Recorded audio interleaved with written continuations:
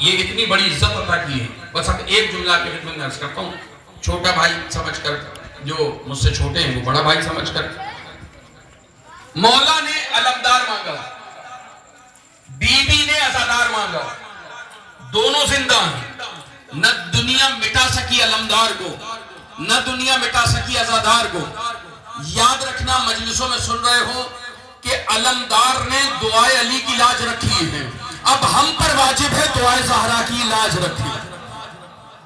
ہم پہ واجب ہے دعائے زہرا کی لاج رکھی. کالے کپڑے پہننے کے بعد جہاں بھی جائیں، جہاں بھی جائیں، جہاں سے گزرے، وہاں لوگ دیکھ کر کہیں جب مولائی ایسا ہے تو مولا کیسا ہوگا.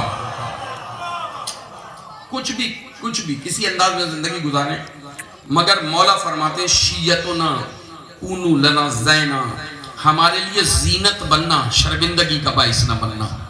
اپنے مولا کو شرمندہ نہ کرانا کہیں. تو پھر یاد رکھنا، اگر دنیا میں تم نے اس بات کا خیال کیا، آخرت میں جہاں کوئی مددگار نہیں ہوگا وہ تمہارا خیال کریں گے. قبر میں وہ آئیں گے، میزان پہ وہ آئیں گے، پل صراط پہ وہ آئیں گے. اور پھر نامہ اعمال میں اگر ان کی محبت میں کچھ عمل ہوئے اور اس میں کوئی کمی رہ گئی تو پھر گھبرانے کی ضرورت نہیں ہے.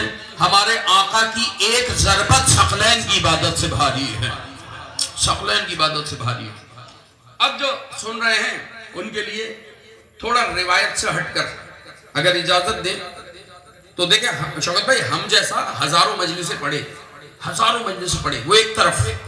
اگر عباس بتائے حسین کون ہے، نہیں پیچھے والے نہیں بولے. ہم جیسا ہزاروں مجلس پڑھتا رہے حسین کیا ہے، حسین کیا ہے، شاید نوجوانوں کی سمجھ میں نہیں آئے. بزرگان بیٹھے ہیں، اللہ صحت سلامتی عطا فرمائے. لیکن اگر غازی بتائے کہ عباس کو حسین کون ہے، آپ کو معلوم ہے ہر نبی نے دعا مانگی، قرآن میں لکھی ہے دعائیں. کبھی زکریا نے یحییٰ کو مانگا، کبھی جناب ابراہیم نے اسماعیل کو مانگا. بڑے بڑے نبی دعا کر رہے ہیں، جناب مریم کے والدین بھی دعا کر رہے ہیں کہ ہمیں اولاد عطا کر. تو نبیوں کی دعائیں قرآن میں لکھی ہیں. جب پوچھا گیا کہ ابراہیم بیٹا کیوں مانگ رہے ہو، زکریا بیٹا کیوں مانگ رہے ہو، تو کہنے لگے اس لیے مانگ رہے ہیں کہ دین کے کام آ جائے گا.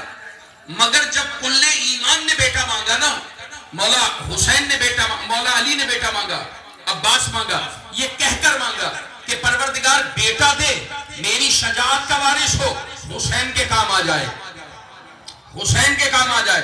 میں پوچھوں مولا، ہر نبی تو کہہ رہا ہے دین کے لیے بیٹا دے دے، تو کہہ رہا ہے حسین کے لیے بیٹا دے دے، کیا کوئی فرق ہے؟ امام کہیں گے پڑھے لکھے ہو، کوئی فرق نہیں ہے. جس کا نام 3 شعبان سے پہلے دین تھا نا، حسین کے آنے کے بعد اسی کو دین کہا جاتا ہے. حسین کے لیے ہو یا دین کے لیے ہو، ایک ہی بات ہے. اب نکل رہے ہیں مدینے سے.